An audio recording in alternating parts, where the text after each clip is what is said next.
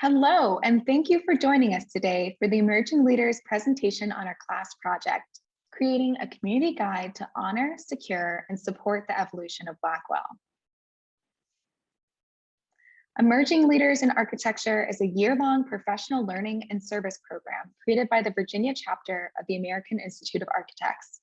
We are a group of 16, 3 of us students in architecture schools, and the rest of us young professionals working for architecture firms across the state.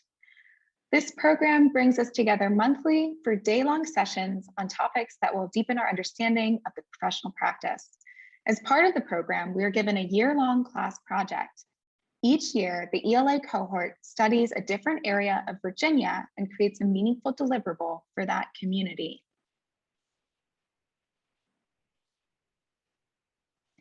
Our project focus for the class of 2021 was the greater area of Manchester in Richmond, Virginia. We were tasked to identify opportunities for real impactful interventions by developing a design proposal that addresses the needs of a community on the verge of significant redevelopment while considering the preservation of its history and culture. Manchester is located south of downtown Richmond, just across from the James River. In the foreground of this view, you can see Hull Street, the main economic street for Manchester, full of historic character. Different neighborhoods share this area, but those closest to Hull Street are Old Town Manchester and Blackwell. Walking through Manchester and Blackwell, you'll see murals painted on industrial buildings next to parking lots, a row of historic townhomes adjacent to grassy vacant lots, new development and stores that are boarded up. The area also has a strong visual connection to the river that is felt when crossing between downtown and Manchester.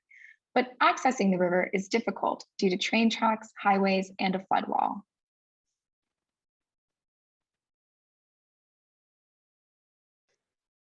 Back in May, we had our first working session in Richmond, and we set aside part of that day to do some community engagement in Manchester to hopefully narrow down our design focus. We went door to door on and around Hull Street, asking people about their experience in Manchester and what one word they would use to describe it. As we talked to people, though, we realized that the area we were calling just Manchester actually included the neighborhoods of Manchester and Blackwell. People were very open to talking about either neighborhood, but it was clearly important to them that we know the difference between the two. Through conversations with local residents and business owners, we found out that Blackwell is a historically Black community that has experienced chronic disinvestment over time. During one particular conversation with Lamar Johnson, co-owner of Pig and Brew on Hull Street, we found out that there have been repeated attempts to absorb Blackwell into Manchester, which threatens to erase its role in the history of Richmond.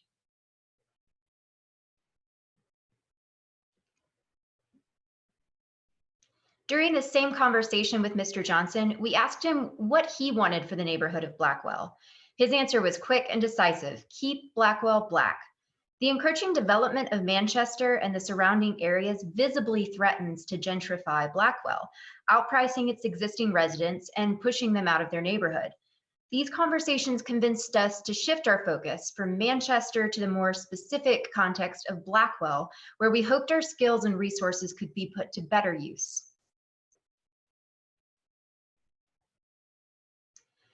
With this new direction in mind, our team returned to Richmond in July and spent a day focused on really getting to know Blackwell and finding out what this area needed. The community was very open with us in discussing what they loved about Blackwell and also what they felt it still needed. And some of those statements are here on this slide. Blackwell is a mainly Black residential neighborhood in the city of Richmond. Like many inner city neighborhoods, its history is linked to urban renewal, development, and gentrification and cultural erasure. The evidence of white flight and urban divestment have resulted in the neighborhood fabric and culture being erased to make way for newer development, highways, and outpriced housing markets. This is a narrative that really resonated with the current community. Members felt as though this same story was happening to them today. They feel as though they are being left out of the conversation and being outpriced in property taxes and cost of living. The new development in Manchester is repeating the same missteps and is contributing to the continued erasure of the community of Blackwell.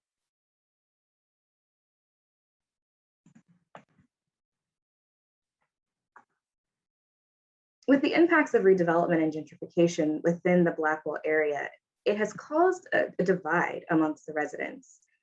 That divide can clearly be felt along Hull Street, the main road into the Southside area.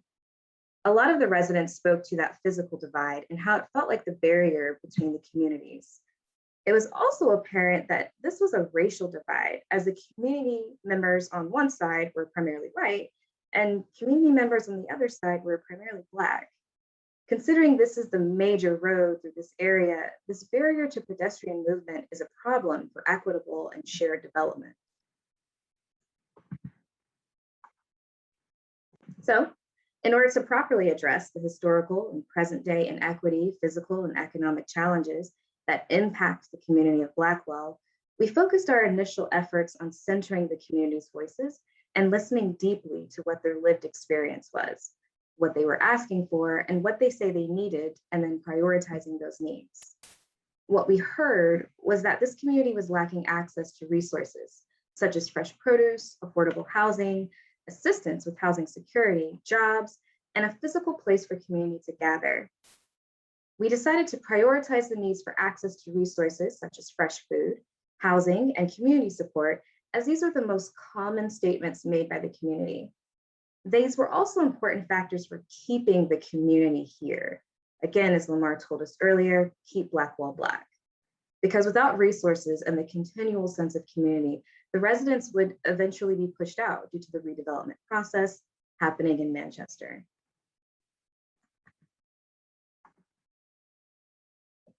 It was important for our group to directly address the historical inequities and the current issues of displacement and gentrification that are impacting this historical Black community. Our design process started with honing that focus and creating a mission statement that would help us directly address the issues the community was facing. Addressing displacement and gentrification through a community-centered guide to honor, secure, and support the evolution of Blackwell became our mission statement and intent for our project goal and intentions. Through our design process, we have focused our goals to ensure that our design interventions relate back to our mission statement by ensuring that our design interventions secure, honor, support the intentional community-focused development for Blackwell. And so today, you will hear from our 3 design research groups, community and culture, housing, and nourishment. And you will begin to hear how we have started to address the inequitable development in Blackwell and advocate for community-centered development.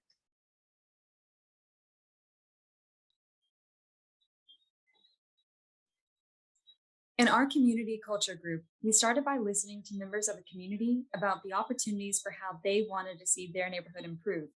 And with that, we began developing our project goal by first asking, what are we giving back to the community to best help support them? We decided to take a deeper dive to go to the core of how to achieve the goals that the community wanted to reach. And with that, we developed a solution, and that became to make a toolkit that could help make an effective impact. A toolkit that supports community growth from the grassroots to make a digestible roadmap on how the community can organize together to help them navigate the decision-making process on what they want and how they want to grow their community and honor their culture. So as our group discussed how to address the overall mission statement, how to honor, secure, and support the community and culture of Blackwell, we acknowledged that as outsiders with a limited amount of time on this project, we can't pretend to be experts on the community and cultural identity of Blackwell. The only people who can decide what Blackwell needs are the people who actually live or work there. So instead of focusing on a specific structure or a location, we looked into ways we could connect residents with the various resources that already exist so that Blackwell can assert their own agency regarding the future of their community. Based on what we found, as Barbara was mentioning, we decided to create a community toolkit, an entry-level, user-friendly guide for starting a grassroots effort that can support whatever improvements the residents decide are most important to them. While we explored this idea through our specific topic of community and culture, we agreed that our end product could and should be easily adaptable to work for other topics like nourishment and housing, and even other disinvested communities across the country. We spoke with a local organization, Storefront for Community Design, a nonprofit design center that connects community members to design tools and resources that build community capacity. While this organization already offers free community design services, the people in Blackwell have to first know that these resources exist and have to have an idea for how they want to improve their neighborhood. Storefront suggested that our toolkit could address what they call the 0 to 3% of a project, that initial spark of an idea and the basic information on how to start turning that idea into a reality, with or without help from a nonprofit like Storefront. We also found out from a former resident that internet access is limited in the area of Blackwell, so it would be important for us to make this toolkit physically accessible. For the same reason, old school community engagement methods would probably reach the widest audience. So things like talking to neighbors, handing out flyers, and sending things in the mail, rather than, say, making a website. So with all of this information in mind, our toolkit evolved into a physical workbook with 3 distinct sections. The first part of the workbook would be informative, providing the key steps for engaging a community and bringing other locals on board for a project. Another section would be inspirational, showing examples of possible projects within the very specific context of Blackwell. And the last section would be functional, containing pages that could be pulled out and given directly to the community to engage residents and gather information for projects designed by and for Blackwell. During our second community engagement session on July, we listened to the community explain their experience in Blackwell. With their permission, we recorded their answer to some of our important questions. In this video, we ask, what does Blackwell need? The purpose of this video is to amplify the community voice, to show that there are other passionate and caring people just like them in their community.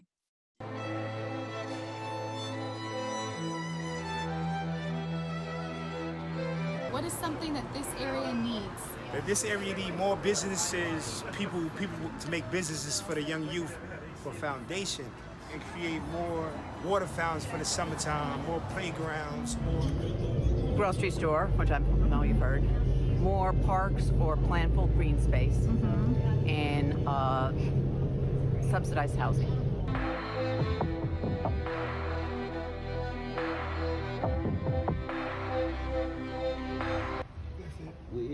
We need a grocery store around us. I like to see them clean the streets up.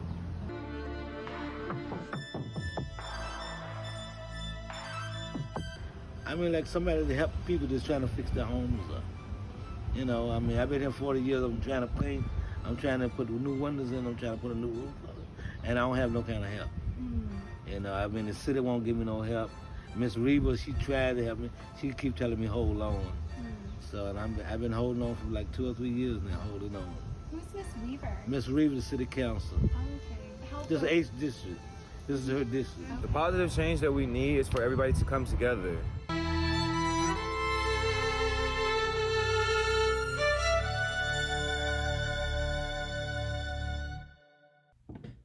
As Lizette said, the first part of the workbook would be informative. With that, we wanted to give a community member who's interested in doing something in their neighborhood an entry point into this process. So say you have a neighbor who wants to see Blackwell change. They might ask this first step of our flowchart is, do you know your neighbors? If they do, that's amazing. The first step would be to pick a project, something simple, something that people can rally behind and gain support. With that, they might hold a meeting next to continue to build this community, and so they continue to do bigger projects. From there, they would continue the communication within the neighborhood to have newsletters and use social media to engage one another, to let know what's coming up, to continue to build momentum. But say you have someone who does love their community but doesn't know their neighborhood or doesn't know their neighbors. They might do what Lizette was saying by using some old school methods like surveys, like walking the block and asking people, what is important to you? What skills do you have? What's your work schedule like? These are simple ways of building a community organization. And this process would happen over and over again, picking a project, holding a meeting, developing communication. And with time, as you gain more and more momentum, you might look into becoming something more structured, like an corporation or a nonprofit status. And with that, we wanted to give them just an overview of what this would take, because can be a cumbersome process. We didn't want to give them the exact specific, but we wanted them to know that they might need to choose a name and file articles of incorporation and seek legal counsel. And this is where they could take their project to the next step. As we've learned, ideas sparked and driven by the community are the most sustainable and relevant solutions with the most meaningful impact. Though without architectural training and experience, the process of starting or even knowing what is possible is a daunting challenge. This handbook addresses that issue. As a guide for community designers, it is a set of resources to enable anyone with an idea to bring that spark to fruition. Each component of the book can be used cohesively as a whole, leading people through the initial design process, or can be taken as individual parts to be applied as needed. Then, after using these tools to help develop a tangible plan, the intent is to continue towards the resources in the addenda to continue making the process of that idea a reality. In addition to simple explanations and guides to help strategize during the early stages of the design plan, the booklet also includes adaptable tools, including templates for needs assessment surveys, public forum agendas, and community engagement mailers. Each includes explanations for implementation and analysis. While these pieces are tailored as a toolkit specifically designed for Blackwell, each can easily be adapted for other neighborhoods looking to find solutions for similar challenges in their communities. The second section of the workbook serves an inspirational purpose, showing possible projects within the context of Blackwell. After meeting with the community and asking them about their experiences, we proposed a few specific ideas that address particular concerns and goals that residents took the time to tell us about. One of the things we heard from the community was the need for additional green space, as well as outdoor programs and activities for adults and kids close to Hull Street. Some of the ideas we've discussed could be achieved by applying for a multitude of grant programs available to civic organizations. One of these is the National Fitness Campaign, a grant program that makes fitness and a healthy lifestyle accessible to communities through a pre-designed outdoor gym based on the 7 Minutes to Health principle. NFC works with cities and private organizations to bring this idea to life, even commissioning local artists to turn the gym into a piece of public art. This is just one example of a grant program that a Blackwell neighborhood organization could partner with to support the community. There are many potential sites where you could install this outdoor gym, but in this quick architectural diagram, you could use the empty lot at Decatur and 15th, allowing the First Baptist Church to use this site as a park and recreation area. The diagram shows a picnic and restroom shelter, built-in bleacher-style seating, and a projection screen for movie nights. You could rehabilitate this industrial building at the back of the site with a mural by local artists such as Hamilton Glass. In the next example, we responded to suggestions from the community about the local Blackwell pool. This pool is popular in the neighborhood already, and it draws residents from both Manchester and Blackwell, but there is a general lack of shade at this location. Community members told us they would use the pool longer if they had more shade and more privacy. In turn, we proposed a shade structure that can address these concerns, as well as additional planting to provide noise mitigation and privacy along Morey Street. There are a number of grants tailored to these specific goals, from shade structures to community improvement funding. Overall, this is meant to illustrate various design ideas that you could implement by applying for a combination of different grants as a neighborhood organization.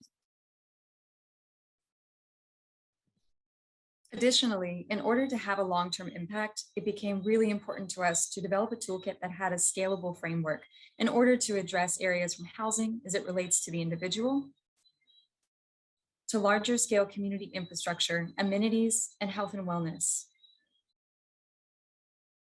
Nobody knows the neighborhood better than its residents. It's time to equip locals with the tools to honor, secure, and support their community, and the ability to make conceptual solutions in concrete answers.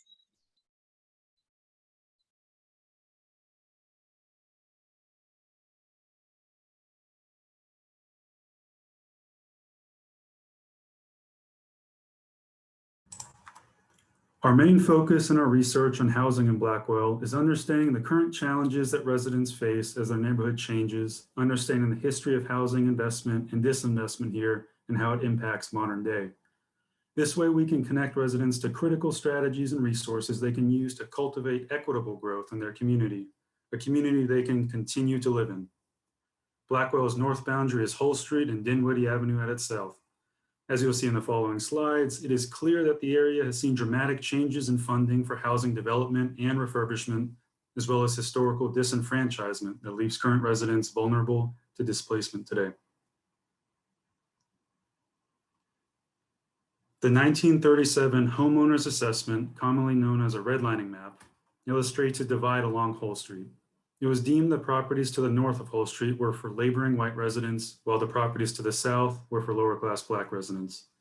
Redlining maps like these kept families within risky areas from having access to home loans and building generational wealth. Cities tended not to invest in infrastructure in these areas as well, creating major disparities between different parts of the city. Today, these communities have less wealth and resources and are facing increased pressure as people seek affordable places to develop. The Richmond 300 plan highlights the industrial Manchester area as a major node for the city to focus development. This vision of a high-density destination to live, work, and shop makes the overall region a more desirable destination for investment and new homeowners.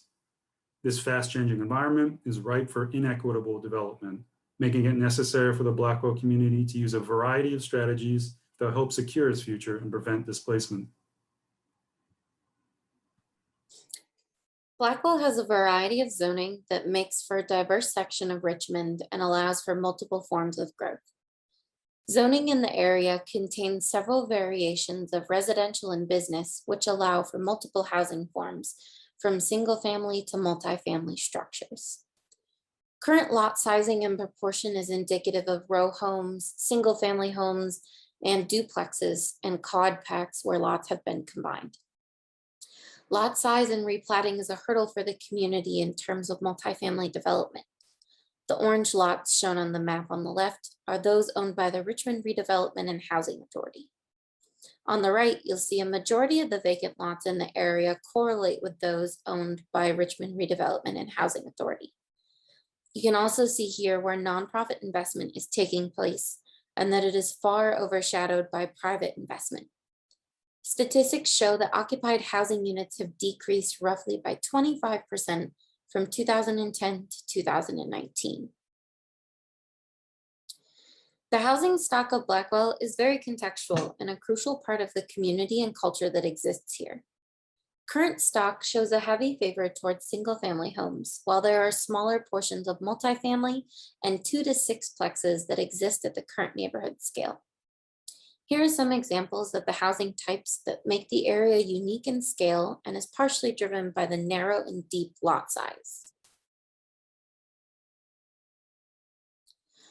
4 markers that we can look at to understand if gentrification is impacting an area are racial change, shifts in housing tenure, higher educational attainment, and increase in home values. Based on US Census information from 2010 to 2019, Blackwell has seen a decrease in Black, African American, and Hispanic occupied housing units.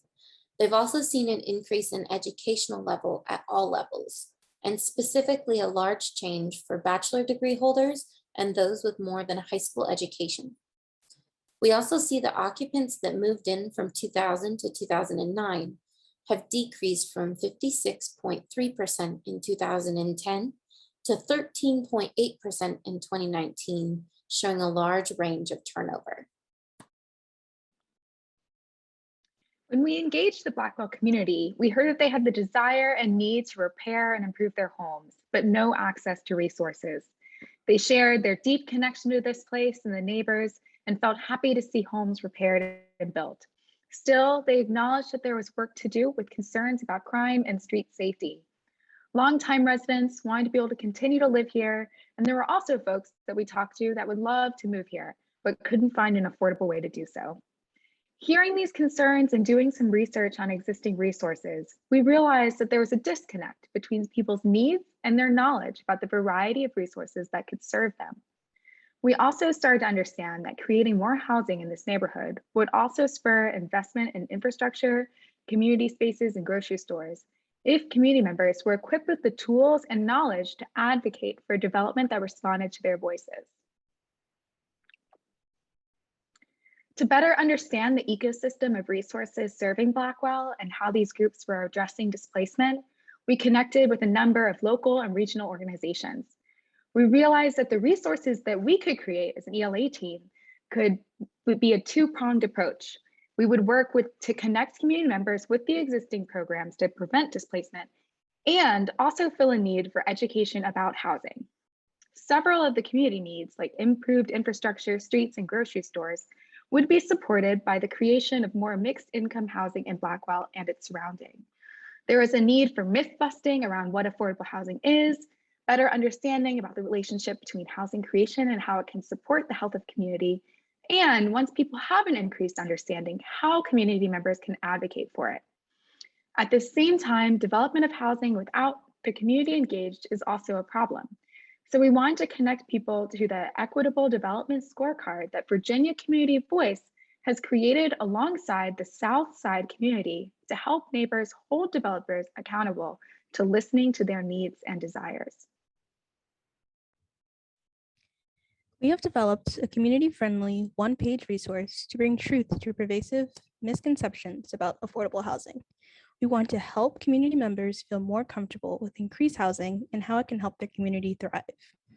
Affordable housing promotes a higher standard of construction quality, an increase in local tax revenues, and a higher retention rate in local schools. It also can be attributed to healthy increases of property values, benefiting all residents no matter their income. The consensus in our research has been that the process around local zoning and budgeting is very opaque, which prohibits residents from being engaged with these processes. Even for people who want to advocate for increased housing in support of local programs in their area, this remains to be the prevailing sentiment. For properties that are zoned and built following the approved uses, there's not a lot of opportunity for community or public comment. Most zoning processes in Richmond note that you should reach out to the civic groups in the area and any tenants, businesses, and/or properties within 1,000 feet. For properties that go through the Board of Zoning Appeals, there is a required public hearing where anyone can attend and voice their concerns or support. At a more local level, this diagram invites all community members to take action on addressing physical and social issues around housing and infrastructure in their own community.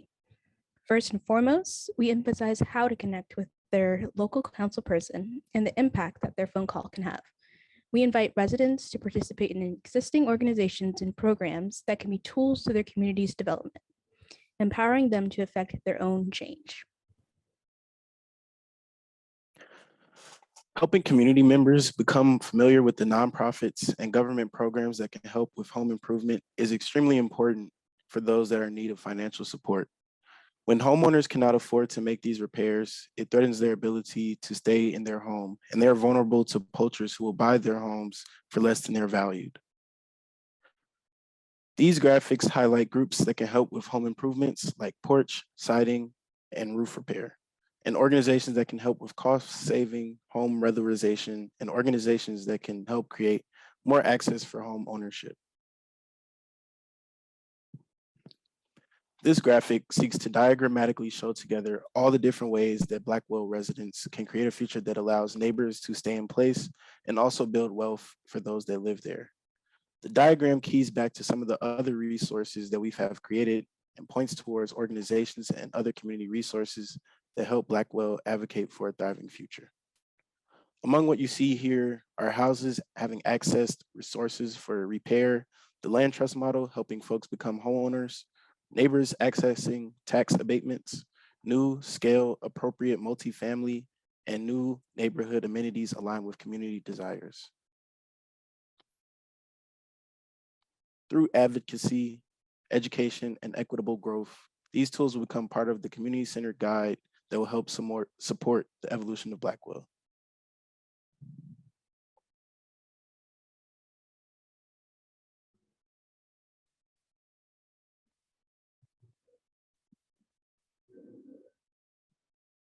Calling back to the community engagement sessions, one of the main concerns we heard was how difficult it was to get fresh produce and the lack of grocery stores in the area. So in response, we started digging. We began by diagramming grocery stores, convenience stores, farmers markets, any possible place to buy some sort of food.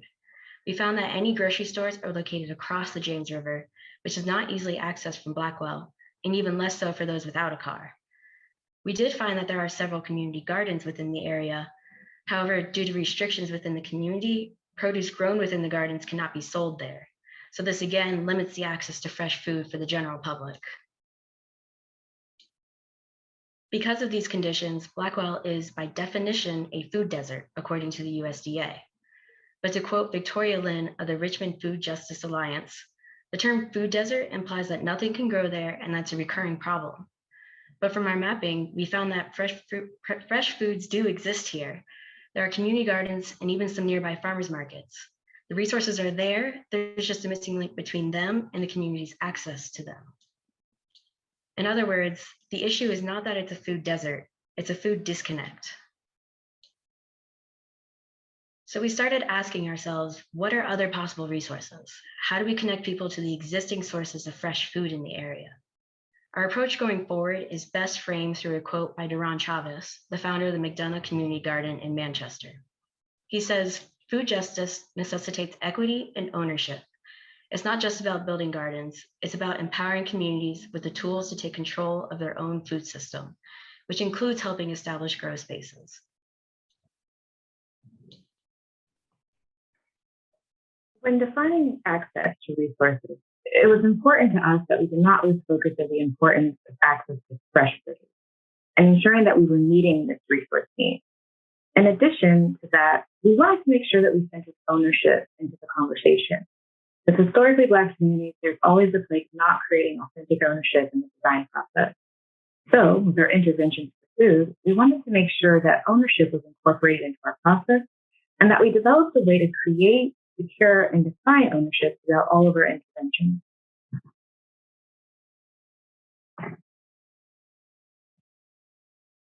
The first step in our process of defining how we wanted to create ownership with access to fresh produce was to understand our problem deeply. What is actually contributing to the food disconnect? What are the cascading consequences that we see from there not being adequate food resources in a neighborhood? And what does that continuous historical impact do to a community? And how do we break that cycle and create fresh food security? Once we understood the assignment, if you will, we started to develop concept ideas that resonated with our mission statement and goals.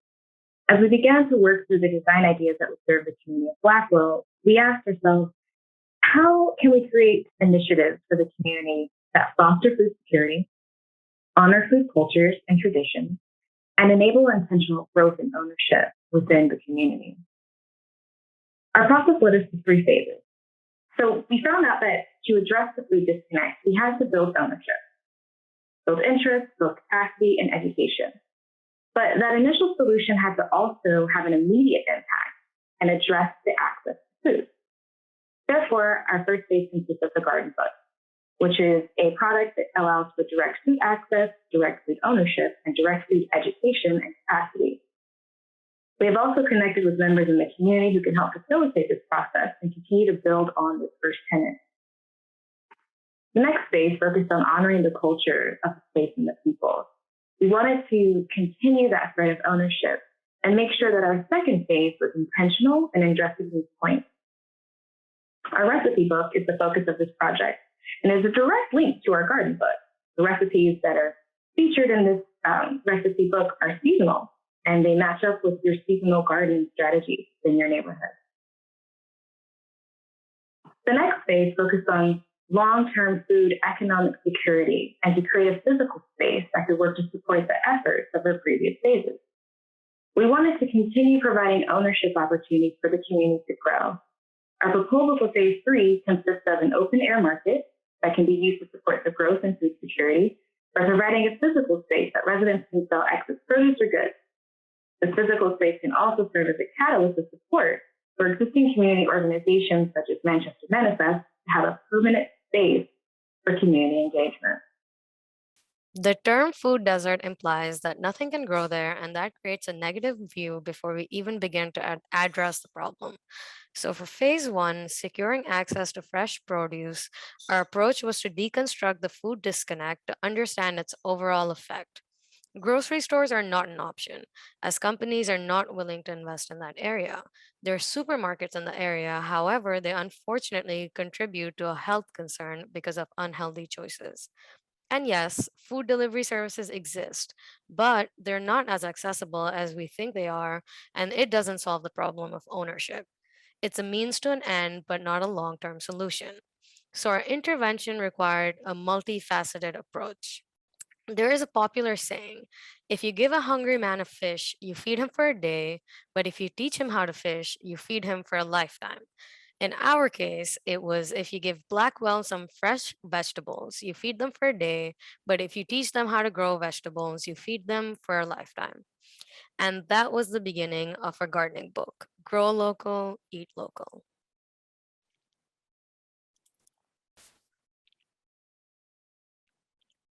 Not everyone can grow food or has access to tools or even knows where to start if they wanted. So we wanted to create a concise resource, the gardening book. This book serves as a resource to the community to be able to secure their own fresh food source without having to be dependent on the whims of development. This book will address broad questions like where can you grow, the various community gardens in the area, or even your own homes. It addresses the climate of the area and the climates found in your home. It looks at what can you grow and how you can grow it, starting from seeds or even from scraps. It even goes into specifics like how to read plant tags. With this book, we hope to give the community a concise tool looking at all scales, encouraging them to develop a relationship with their food, securing for them direct food access and ownership through food education.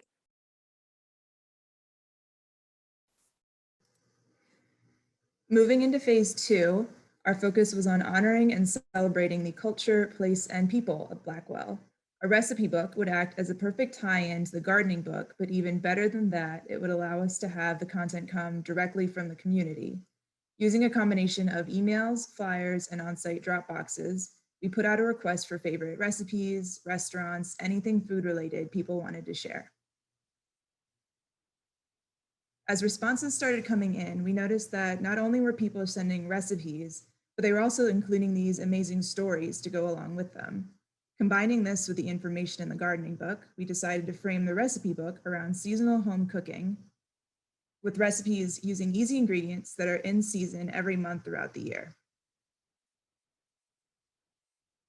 Shown are some examples of how the recipes will be presented, and in particular, how we want to highlight the stories shared with us by community members. Through this book, we hope to bring people together to connect through food and honor the rich culture of Blackwell.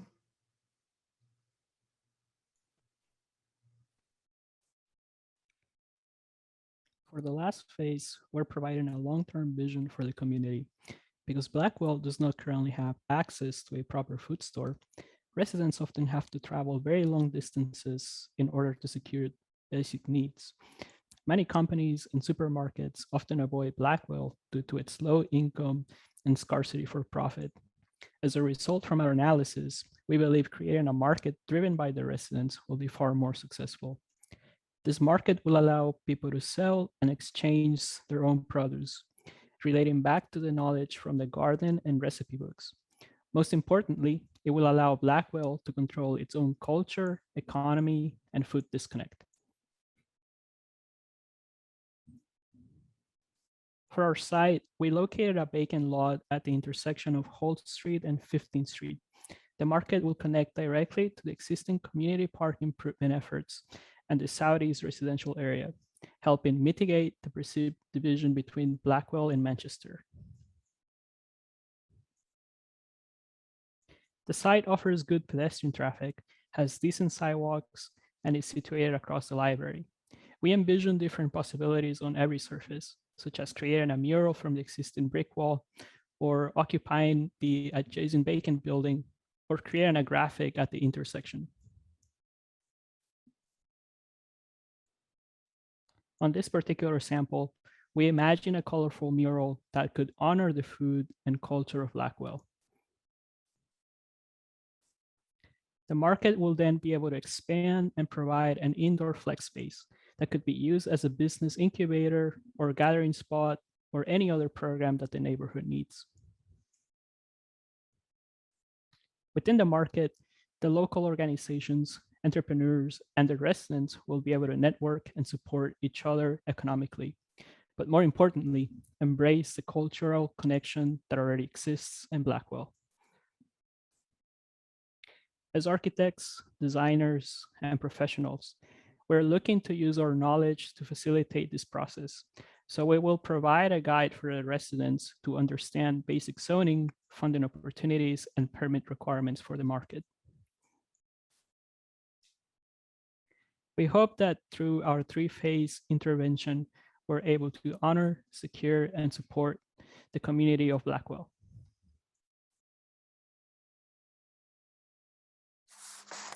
Our design goals help us focus on achieving long-term holistic outcomes for this community that are created by the Blackwell community.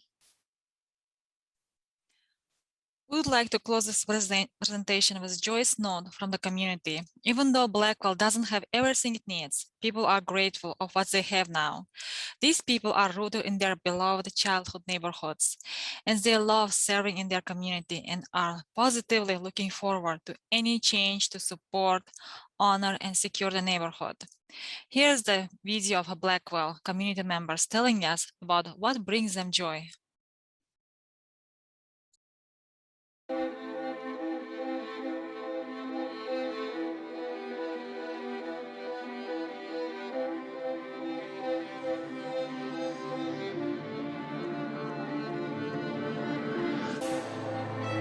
Oh, I love the community.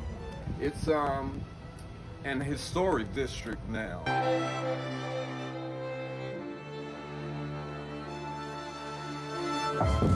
The nice buildings.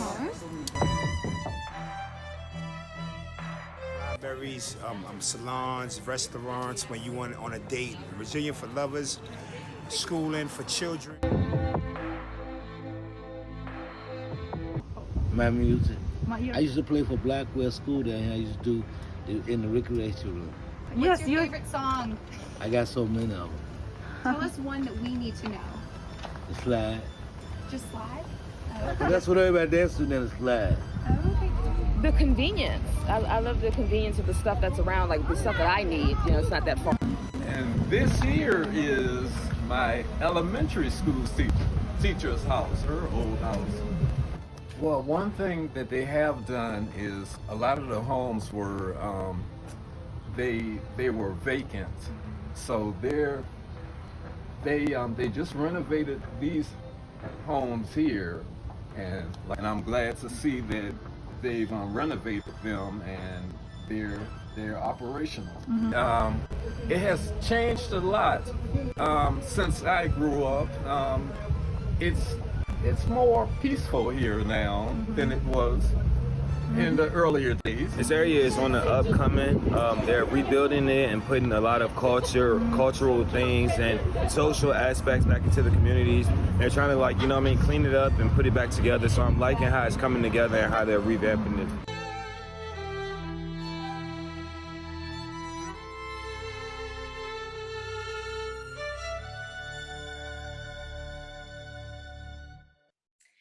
The collection of information we have shared with you today will combine to create a Blackwell Community Toolkit. These tools have been developed for and in conjunction with the community. Our goal is to nurture investment by and for the community, not developers. We are emerging professionals, and we did our best with the time given and without any budget. Even though we cannot renovate people's houses, we can connect them to the home improvement projects. We cannot bring a grocery store into Blackwell, but we can bring members together with a shared community recipe book. We cannot form a community organization for them, but we can show them how to form one or use an existing one. These local people deserve to live and afford the home that they grew up in. They deserve to live in well-kept and safe neighborhoods, and they deserve to have access to fresh foods in a walkable distance. We did what was within our skills and means to secure and support the community without altering the community culture. What is in your power?